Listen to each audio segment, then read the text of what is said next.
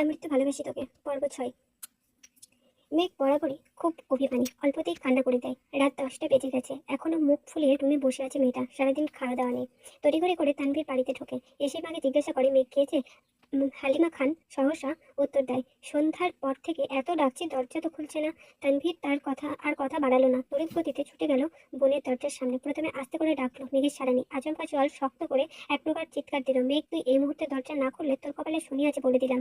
মেঘ শোয়া থেকে এক লাফে উঠে দাঁড়ালো, কয়েক সেকেন্ডে দৌড়ে গিয়ে দরজাটা খুললো। চোখ তুলে তাকানোর সাহস নেই ভাইয়ের দিকে। আজ পর্যন্ত তানভীর মেঘের গায়ে হাত তুলেনি, শুধু ধমকি দেয়, কিন্তু ভাইকে এক বিন্দু বিশ্বাস করে না মেঘ। কখন আবির ভাইয়ের মতো নাকে মুখে মারবে থাপ্পড় বিশ্বাস নেই। দরজা খুলতে নরম স্বরে তানভীর বলল, খেতে যা। মেঘ তানভীরের এত নরম স্বর কোনোদিনও শুনেনি। ভাবতে পারছে ভাই তাকে এত ভালোবেসে খেতে বলেছে। তানভীর, খাওয়া শেষ হলে তোর ফোনটা দিস, তোকে একটা ফেসবুক আইডি খুলে দিব। তানভীরের এমন কথায় মেঘ আহম্মক বনে গেল। তানভীর ভাই বরাবরই এরকম, নিজেই ছাড়বে আবার নিজেই আদর করবে। এটা সেটা কিনে আনবে মেঘের জন্য, কিন্তু আজকের বিষয়টা সম্পূর্ণ ভিন্ন। এত নরম স্বর কখনো শোনেনি এর আগে। নিমেষে মনটা খুশিতে ভরে গেল মেঘের। খাবার টেবিলে বসে আপন মনে খাচ্ছে মেঘ। আজকে তার পছন্দের সব রেসিপি আছে, একটু একটু করে সব চেক করছে, কিন্তু রাগে ফুসফুস করছে মেঘের আম্মু হালিমা খান। সন্ধ্যা থেকে যে তোকে এতবার ডাকতে গেলাম, বের হলি না কেন? ঠিকই ভাইয়ের ভয়ে বের হয়ে আসলি। আমাকে কেন কষ্ট দিস? তোকে কে কি বলে 2 দিন পর পর না খেয়ে পড়ে থাকিস? কিছুদিন পরে যে অ্যাডমিশন, না খেলে পড়বি কিভাবে? আর না পড়লে ভর্তি হবে কিভাবে? তুই তো তোর ভাইয়ের মতো হচ্ছিস, যে সারাদিন ভন্ডের মতো টুই টুই করে ঘুরে। আর তুই এখন তার ভাব নিচ্ছিস, খেয়ে না খেয়ে রুমে পড়ে থাকছিস। আর শোন, মেয়ে মানুষের এত রাগ জেদ ভালো না। তোর এই রাগ জেদ সামলানোর জন্য আমরা সারা জীবন তোর পাশে থাকবো না। এটুকু বলে চোখ পড়ে ড্রয়িং রুমে তাড়ানো আবিরের দিকে। আবিরের চাউনিতে পরিষ্কার রুষ্টতা, শ্যাম্পানের মুখমণ্ডল কালো দেখাচ্ছে। কড়া কণ্ঠে মামুনির দিকে তাকিয়ে প্রশ্ন করলো, কি হয়েছে? পুরুষালী কণ্ঠে আটকে ওঠে মেঘ। হালিমা খান গলা নামিয়ে উত্তর দেয়, খায় না ঠিক মতো, পড়াশোনা করে না, কি করবো ওকে নিয়ে? আবির পূর্বের অভিব্যক্তি বজায় রেখে উত্তর দিল, ওকে কিছু বলবে না, কাল থেকে মেঘ টাইম টু টাইম খাবে। একটু এদিক সেদিক হলে সেটা আমি দেখবো। আবিরের কথায় খুশি হয়ে গেল হালিমা খান, কিন্তু মেঘ খুশি হবে নাকি ভয় পাবে তা বুঝে উঠতে পারলো না। এত বছর অভিমান করে মাঝে মাঝে না খেয়ে থাকলে তানভীর এসে ধমক দেয় বা বুঝিয়ে খাওয়াতো, এখন সেই দায়িত্ব নিতে যাচ্ছে আরো একজন। দুইজন মিলে মেঘকে শাসন করবে ভাবতে বুক কেঁপে ওঠে। আবার মনের মধ্যে অন্যরকম প্রশান্তিও কাজ করে মেঘের। আবির ভাই এর মূল্যবান সময়ের মধ্যে 5 মিনিট সময় যে মেঘকে নিয়ে ভাবতে, এতে খুশি খুশি লাগছে মেঘের। তৎক্ষণাৎ মনে হয়ে গেল তানভীর ভাই বলেছে ফেসবুক আইডি খুলে দেবে। তাড়াতাড়ি গিয়ে রুমের দিকে ছুটল মেঘ। রুম থেকে ফোন নিয়ে ছুটে গেল তানভীর ভাইয়ের রুমে, কিন্তু তানভীর ভাইয়ের রুমে নেই। কিছুক্ষণ অপেক্ষা করলো, কিন্তু কোথাও নেই। মোবাইল নিয়ে নিচের রুমে ঢুকতে যাবে, হঠাৎ শুনতে পেল তানভীরের কণ্ঠ, কিন্তু কোথায় আছে? বাধ্য হয়ে মেঘ জোরে ডাক দিল, ভাইয়া। তানভীর পাশের রুম থেকে উত্তর দিল, আবির ভাইয়ের রুমে আমি। আয়। আবির ভাইয়ের নামটা শুনে মেঘের বুকটা হু হু করে ওঠে চিন্তায়। নিজেকে নিজে সাহস দেওয়ার চেষ্টা করলো, তারপর গুটি গুটি পায়ে হেঁটে দরজায় দাঁড়ালো। তানভীর, ভেতরে আয়। মেঘ, মোবাইলটা দিয়ে যা, তুমি কাজ করো। তানভীর, আরে ভেতরে আয়, বস তুই, তোকেও দরকার লাগবে। মেঘ আর কথা না বাড়িয়ে চুপচাপ খাটের কর্নারে বসলো। আবির নেই রুমে, ওয়াশরুমে আছে মনে হয়। তানভীর ফোন নিয়ে কি যেন করছে, তখনই ওয়াশরুম থেকে বের হলো আবির। মেঘের দৃষ্টি পড়ে সেদিকে। একটা ছাই রঙের টি শার্ট আর একটা ব্ল্যাক ট্রাউজার। ভেজা চুলগুলো থেকে টপটপ করে পানি পড়ছে, শরীরের টি শার্টটা অনেকটাই ভিজে গেছে। মেঘ টেনে হেঁচড়ে দেশটি নামিয়ে আনলো। মনে মনে ভাবছে, একটা মানুষ এত কিউট হয় কিভাবে? যদি পারতাম তার পড়ার টেবিলে সাজিয়ে রাখতাম, সারাদিন পড়তাম আর দেখতাম, তাহলে আমার মন কখনোই খারাপ হতো না। লোকটা ফর্সা নয়, শ্যামলা গায়ের রং, কিন্তু দেখতে মারাত্মক সুন্দর। সবচেয়ে মারাত্মক ওনার লোক তাকানোর স্টাইল। উফ, যদি যতবার দেখি ততবারই নতুন করে ক্রাশ খাচ্ছি। আবির ভাই খাটের অপর পাশে মোবাইল হাতে নিয়ে বসেছেন। তানভীর ভাইয়া মোবাইলে ফেসবুক অপশন ক্রিয়েট নিউ অ্যাকাউন্টে ঢুকতেই তানভীর ভাইয়া ফোনে কল আসে।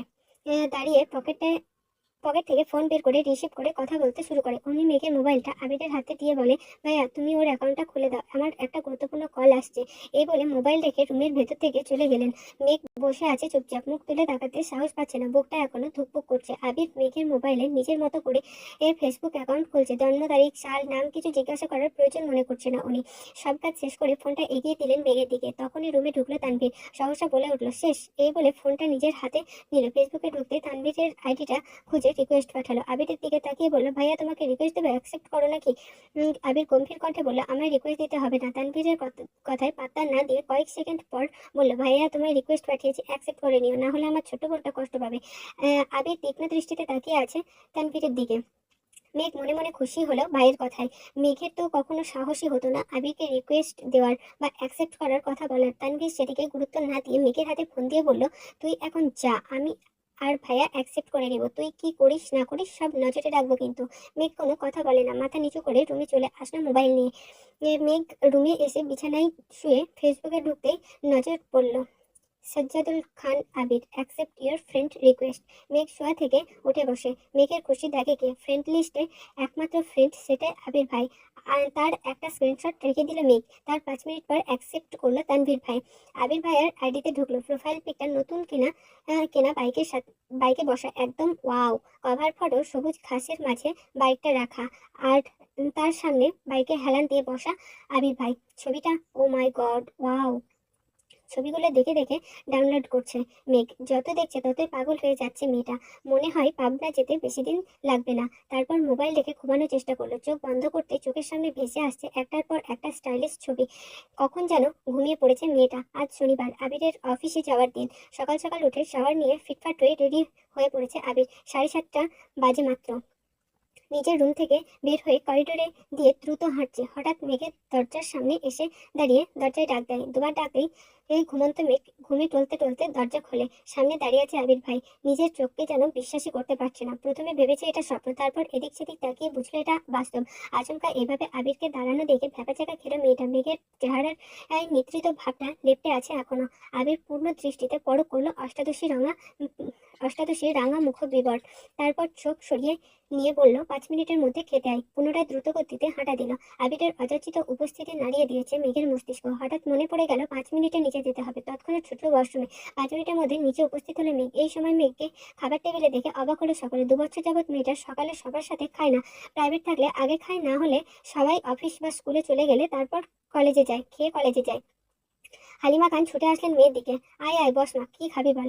টেবিলের কাছে আসতেই দেখলো একটা চেয়ারই ফাঁকা আছে, সেটা আবির ভাইয়ের বিপরীতে।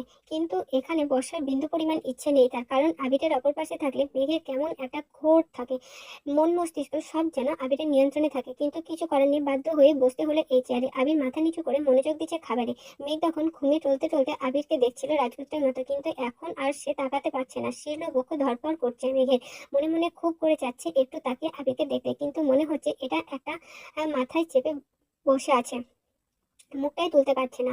আলী আহমেদ খান হঠাৎ বলেন, মেঘনা, আজ থেকে তোমার নতুন টিউটর আসবে। সারাদিন কিন্তু তুমি বাহিরে থাকবে, তাই তাকে সন্ধ্যার পর আসতে বলেছে। মেঘ চুপচাপ খাবার খাওয়ার চেষ্টা করছে। বুকের ভেতরে যে ঝড় তুফান তুলেছে তা যেন কেউই বুঝতে পারছে না। আবির সবার আগে খাবার শেষ করে বাসা থেকে বের হয়ে গেল। আবিরের পেছন পেছন আলী আহমেদ খান, মুজাম্মেল খান ও ইকবাল খানও চলে গেলেন। ইকবাল খান আগে অফিসে জানিয়ে দিয়েছেন অফিস যেন সাজিয়ে গুছিয়ে রাখে। আবির অফিসের সামনে এসে বাইক পার্ক করে অফিসে ঢুকতে গেলে সিকিউরিটি গার্ড বলে ওঠে, স্যার আপনার একে একটু বসতে হবে, বড় স্যাররা না আসলে আপনি ভেতরে যেতে পারবেন না।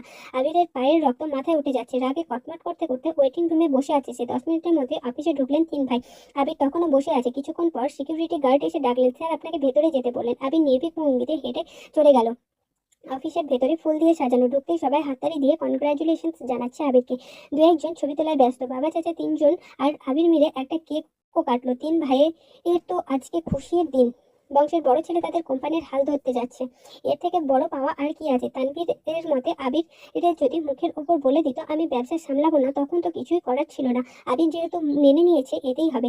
ঘন্টাখানেক হলো আবির অফিস এসেছে। এর মধ্যে চাচু ইকবাল খান আর ভাতিজাকে সব কাজকর্ম বুঝিয়ে দিতে ব্যস্ত। অন্যদিকে আলী আহমেদ খান ও মোজাম্মেল খান আজ আড্ডায় মগ্ন। তাদের মাথা থেকে সব চাপ চলে গেছে। 2 ভাই মিলে চা খাচ্ছে, খুনসুটি করছে। এত বছর ব্যবসায়িক জীবনের অবসান এর সময় এসেছে এবার। সারাদিন আবিরের ব্যস্ততায় কাটে। প্রথম দিনের অফিস দায়িত্ব বুঝে নেওয়া বিশাল চাপ। মাঝখানে একবার সময় করে বাবা চাচাদের সাথে তোলা একটা ছবি ফেসবুকে শেয়ার করেছিল। 6টায় বাসায় ফিরেছে আবির। এসে সোজা রুমে চলে গেছে। শাওয়ার নিয়ে রেস্ট নিচ্ছে, হয়তো ঘুমিয়ে পড়েছে। দূর স্বপ্নই দেখলো কিনা আচমকা উঠে বসলো বিছানায়। আবিরের চোখে মুখে উদ্বেগ স্পষ্ট। তড়িঘড়ি করে রুম থেকে বের হয়ে নিচে আসলো। পরিস্থিতি স্বাভাবিক। মালিহা খান ও হালিমা খান কাজে ব্যস্ত। আদির আম্মু আদিকে নিয়ে পড়তে বসিয়েছেন। মিমও হয়তো পড়তে বসেছে নিজের রুমে। কয়েক মুহূর্তে সোফায় বসে আবার উঠে রান্নাঘরের দিকে গেল। হালিমা খানের দিকে তাকিয়ে ঠান্ডা কণ্ঠে জিজ্ঞাসা করলো, মেঘ কোথায় মামুনি?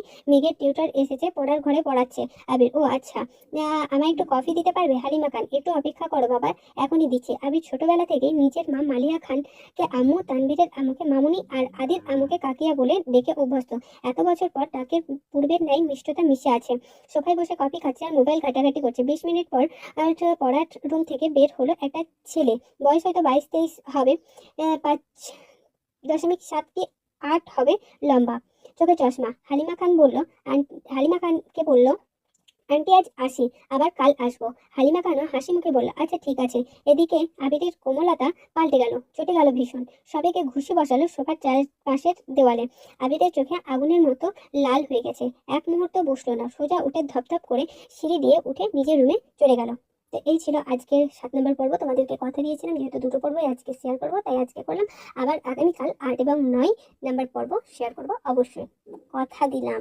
তবে দয়া করে তোমরা চ্যানেলটিকে সাবস্ক্রাইব করো আর বেশি বেশি করে শেয়ার করে দাও। Thank you.